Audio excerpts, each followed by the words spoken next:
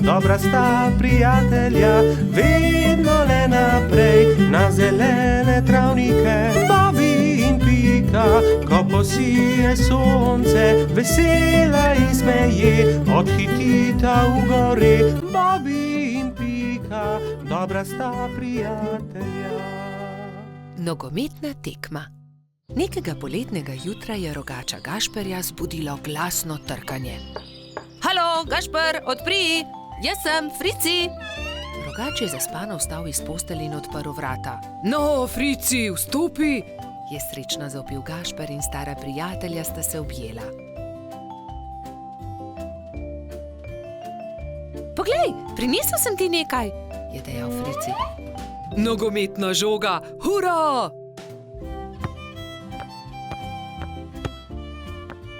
Ampak za nogomet potrebujemo moštvi, ga je opozoril Frici. V redu, sestaviva ekipi. Povejva vsem, je predlagal rogač. Po zajtrku sta se Gašper in Frici odpravila na pot. Potrkala sta pri vseh. Obhodila sta vse hiše in ko sta prišla do konca gozda, sta se zbrali dve ekipi. Za sodnika so izbrali Alfonza. Sešimo jim barvaste majice, je predlagala Lili. Modre so za eno ekipo, rdeče za drugo. Nogometaši so vadili ves teden. Te smo sešile za vas, je dejala Sapica in Gašperju potisnila v roke rdeče in modre majice. Hvala, sta dejali ekipi hkrati in srečni oblekli majice. Pika in Lili sta prinesli klopi in gledalci so zasedli svoja mesta na robu igrišča. Nenadoma se je oglasila Alfonzova piščalka in tekma se je začela. To je to, teci Bobby, je zavpil Gašper. Sem meni podaj, je zavpil Gumbi. Hura, to je to, se je veselila modra ekipa in se objela. Dajmo modri, dajmo rdeči, je bilo mogoče slišati iz občinstva. Ne velja, Frici, ne smeš z roko prijeti žoge, se je jezil Trot. Res je, Baltazar ima prav, ne krši več pravil, Frici, je strogo dejal sodnik Alfons. Tekma se je vznemirljivo nadaljevala. Tudi rdeči so dosegli 2 gola, modri tudi, tako da je Gašperjeva ekipa vodila že s 3-2, ko se je igra spet ustavila. Frici me je spotaknil, se je pritoževal Gumbi. Da, tudi jaz sem videl, je dejal Alfons. Frici, če bo še enkrat kršil pravila, te bom izključil. Kazalo je na zmago Gašperjeve ekipe. Frici se je nenadoma razjezil. Poglej me, zdaj bom zadel, je zavpil in odrinil Bobija, vendar je od sunka padel tudi sam in v bolečinah zavpil. Moja roka, joj, moja roka! Vsi drugi so stekli k njemu. Hitro stečem po doktorja Sovo, je dejala Sapica in se že odpravila. Če te ne bi bolela roka, bi te najraje izključil, je dejal Alfons. Grdo si porinil Bobija. Da, vem, se je kesajoče oglasil Frici. Kako zelo boli. Prispel je doktor Sova. To je zlomljeno, moram jo dati v mavec. 4 tedne boš nosil mavec, na to ga bomo sneli. Pazi na roko, nič tikanja. Tekma se je končala zmago modre ekipe. Na povratno tekmo bo treba še malo počakati, je dejal Gašper in potrepljal Fricija po hrbtu. Kaj ne, da boš hitro v redu, ne povešaj nosu. Žal mi je, da sem kršil pravila, je ihtel Frici. Obljubim, da ne bom več nagajal, ko se mi pozdravi roka in lahko igramo pošteno povratno tekmo. Do takrat bi lahko malo okrasili Fricijev mavec, se je smehljala Pika. Pridite, vse vas povabim na malico. Prijatelji so se zbrali v Pikini pikčasti hiši. Vzeli so najprej flomastre in z lepimi slikami poslikali kozličkov mavec. Ko ga bo doktor Sova snel, ga bom obdržal za spomin, je izjavil Frici. Nato so se vsi usedli k mizi in do zadnjega kosa pojedli velikansko biskvitno rolado. Bobby in Pika, dobra sta prijatelja. Pirhi. Prišla je velika noč. Metuljčica Rozi, zlata minica Lili, kobilica Skokica in kačja pastirica Sapica so se zbrali v Pikini hiši, da bi barvali velikonočna jajca. Koliko jajc moramo pobarvati? Je vprašala Lili. Poglejmo, Bobby bo jutri zagotovo prišel škropit. Prišli bodo tudi Baltazar, Gašper in Bajsi, ter seveda Gumbi, Alfonz in polž Darko. Potem moramo pobarvati 7 jajc, lotimo se dela.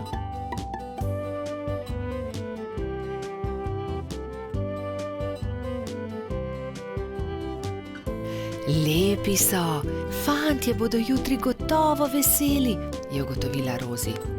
Čas je, da se odpravimo domov, jutri bom zgodaj vstala, spekla bom palačinke, z njimi bom čakala škropivce, je dejala Rozi. Jaz bom spekla pogačo, je rekla Lili. Jaz pa zavitek, je dodala Pika in pospremila dekleta. Naslednje jutro so se vsa dekleta zbudila zgodaj. Rozi je stekla v kuhinjo, si zavezala predpasnik in se lotila mešanja testa za palačinke. Tudi Lili si je prevezala predpasnik in tako začela mesiti pogačo. Pika je vlekla testo za zavitek, Sapica je pripravljala rolado. Tudi Skokica se je zbudila vznemirjena. Fantje ne vstajajo zgodaj, imam še čas, da spečem jabolčno pito. In dala na mizo veliko košaro jabolk.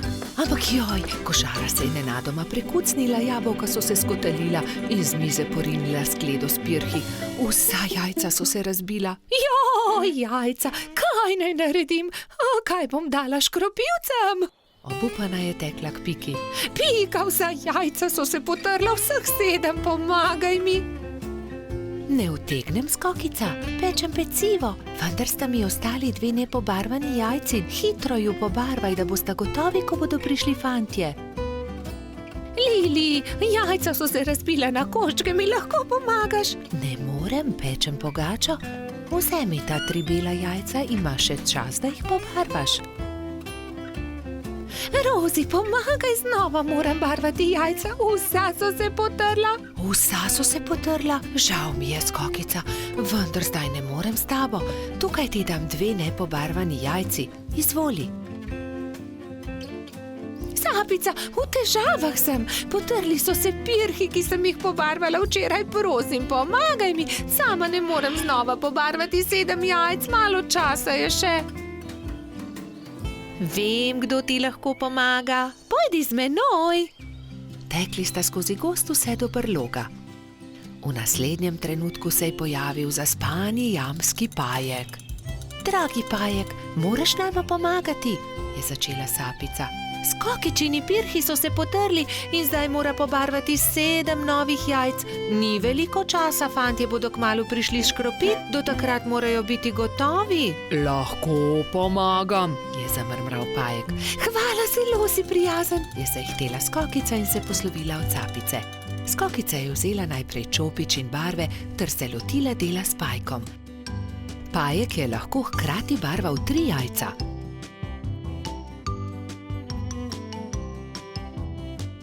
Končala sva, je veselo dejala Skokica. Zahvalila se je Pajku za pomoč in jajca razporedila na skledo. V tistem trenutku so že trkali na vrata. Skokica je odprla in 7 fantov je hkrati začelo škropilsko pesem. To deklico bom zalil in se za lepa jajca zahvalil. Vseh 7 je poškropilo Skokico. Kobilica je ponosno pomolila skledo proti njim, fantje pa so se izbrali po en pisan pirh. Peciva žal nimam, se je oglasila Skokica in povedala, kaj se je zgodilo. Ne skrbi, so se smejali fantje. Pri Piki smo jedli zavitek, pri Lili pogačo, pri Rozi palačinke, pri Sapici pa piškote. Niti kosa ne bi več spravili v želodce, so dejali fantje in se smejali na ves glas. Bobby in Pika, dobra sta prijatelja. Slabe sanje. Nekega viharnega večera se je polž Bobby spravljal v posteljo. Umil si je zobe in smuknil pod odejo. Slišal je, kot da je nekdo potrkal na vrata. Morda je le veter, je pomislil in ni mu bilo mar. Vendar je čez nekaj minut znova slišal trkanje. Kaj je to? Nataknil si je copate in odprl vrata, vendar ni videl nikogar. Gotovo si le domišljam, je dejal in znova smuknil v posteljo. Ampak nekdo je spet potrkal. Kdo je? Je Bobby prestrašen skočil iz postelje, odprl je vrata in pogledal naokrog. Čaru, pridi notri, tako majhen si, da te nisem niti opazil, kaj se je zgodilo. Slabo sem sanjal, lahko ostanem pri tebi, je rekel Čaru. Seveda lahko ostaneš tukaj. Bobby je iz papirnate škatle naredil majhno posteljico za Čarva. Izvoli, to bo tvoja postelja. In s čim se bom pokril? Pokrivalo, moja kapa bo ravno pravšnja. Takšna je kot prava spalna vreča. Dobro, Čaru, zdaj pa že zaspiva, zaspan sem.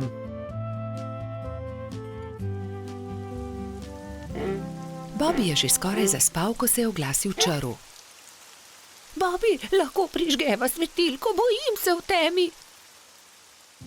Saj ni tema, luna sveti, ni se ti treba bati ničesar, spiva, je zamrmral Pavš. Pa je tema, se je repenčil Čaru. Ni teme. Pa je tema. Dobro, razgrnil bom zavese, da boš videl luno. Svetijo tudi zvezde. Zaspiva končno, se je jezil Bobby. Pavš je povlekel nase pokrivalo in takoj zaspal.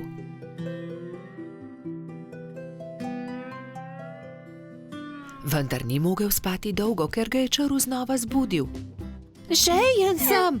Pij, Čaru, mu je zabrusil Bobby. Ne dosežem, pomagaj mi, Bobby, prosi malo vode, je jamral Čaru. Hvala, je zašepetal Čaru. Dobro, spi. Bobby bi dobro spal, če ga Čaru ne bi znova zbudil čez nekaj minut. Lačen sem. Ne, po noči ne jemo, zjutraj bomo, je zavpil Bobby. Toda jaz sem lačen, nisem večerjal zaradi viharja, se je pritoževal Čaru. Hvala, ne bom te več motil, je obljubil Čaru in je začel grizljati jabolko. Vendar obljube ni držal. Bobby, ne morem zaspati, bojim se, je znova zbudil polža. Česa se bojiš? Je boleče vprašal Bobby. Ne vem, kar tako se bojim. Bojim se, pripoveduj mi kaj, potem bom zaspal. Dobro, naj bo, pripovedoval ti bom, saj je že tako ali tako minila moja zaspanost. Bobby je začel pripovedovati Črvu. Povedal mu je, kako je veter odpihal papirnatega zmaja, kje so našli Gobin klobuk, kako je doktor Sova pozdravil Netje ušesa in kaj je Stonoga dobila za božič. Vendar Čaru ni slišal niti polovice. Pripoved ga je zazibala v globok spanec. Končno je lahko spal tudi Bobby. Do takrat, ko sta se zbudila, je bilo neurja konec in je sijalo sonce. Vidiš tisto sliko nad mojo posteljo, je začel Bobby. Ker sem tudi jaz imel slabe sanje. Takrat vedno mislim na to vilo, ona mi pomaga, da preženem slabe misli in tudi strašne sanje. Tudi tebi bom narisal sliko na tvojo posteljo, o nekom, ki ga ima zelo rad. Če si žalosten, jo le pogledaš in se takoj pomiriš, slabe sanje se razpršijo. Sonček, nariši sončka, njega imam zelo rad, vedno se smeji. Zelo lep je, hvala, je zadovoljno dejal Čaru. Nalepi si ga pri posteli. In Čaru je že veselo se odpravil proti domu. Bobby in Pika, dobra sta prijatelja. Cmoki. Nekega jesenskega dne je pikapolonica Pika skuhala slivove cmoke in povabila prijatelje na kosilo. Prišli so Bobby, Baltazar, Gašper in Rozi. Skupaj so pogrnili mizo in se usedli. Pikapolonica je dala po 3 cmoke na vsak krožnik, Bobby, Pika in Rozi so bili kmalu siti. Slivovi cmoki, obožujem jih, 5 jih lahko pojem, je dejal trod Baltazar. Samo 5, jaz jih lahko 7, je dejal Gašper. 7, dobro, potem jaz 8. Jaz pa 10, je izjavil Rogač. Dobro, tekmujva, je končal prepir Baltazar. Naj vidimo, kateri izmed najih lahko poje več. Piki zadeva ni bila všeč. Poskušala jo je pregovoriti, vendar sta bila fanta nepopustljiva.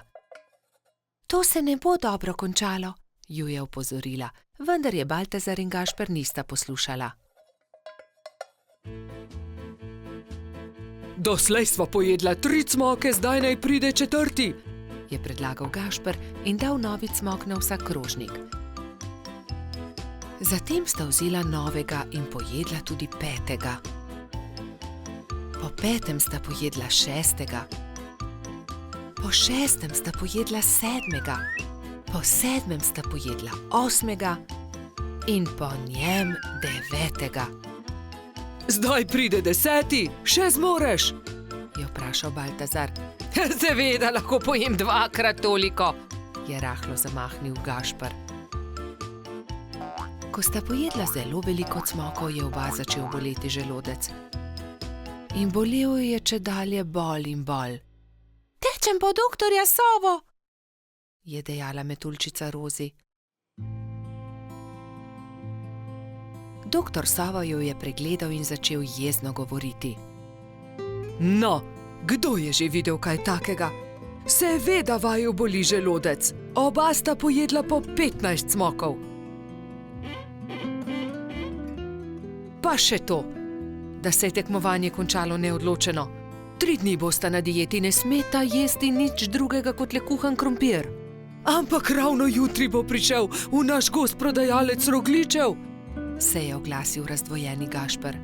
Zelo mi je žal, ampak se jim bosta odrekla. Čez 3 dni pridita k meni, da vama bom spet pogledal želodec, je strogo dejal doktor Sova in odšel domov. Naslednji dan je na velik travnik prispel prodajalec dišečih rogljičev. Prebivalci gozda so srečno jedli in izbirali med veliko dobrotami. Cimetovega, prosim, je dejala Pika. Jaz bi kokosovega, se je prerival Bobi. Meni dajte sladkornega, je zopila Rozi. Imeli pa so tudi orehove, makove, celo kakavove. Baltazar in Gašper sta žalostno gledala veseli sejem, a sta ubogala doktorja Sovo. Ko so minili 3 dnevi, sta šla Trot in Rogač k zdravniku. No, poglejmo, je zamrmral doktor Sova in ju temeljito pregledal. V redu, ozdravela sta. Vidim, da sta me ubogala. Ja, seveda, je Gašper pokimal z nosom. Čeprav bi si močno želel jesti rogljiče. Gašper in Baltazar sta se poslovila od doktorja Sove in se odpravila domov, ko je doktor Sova zavpil za njima. Počakajte le minuto, tu je nekaj. Prihranil sem vama 2 rogljiča. Izvolita. No, doktor Sova, tudi ti si šel na travnik? Seveda, kupil sem kolač za svoje sinčke, ta 2 pa sem prihranil za vaju. Lepo sta upoštevala, kar sem vama rekel, zato ne bosta ostala brez dobrot. Hvala, sta srečno dejala Baltazar in Gašper ter objela doktorja Sovo.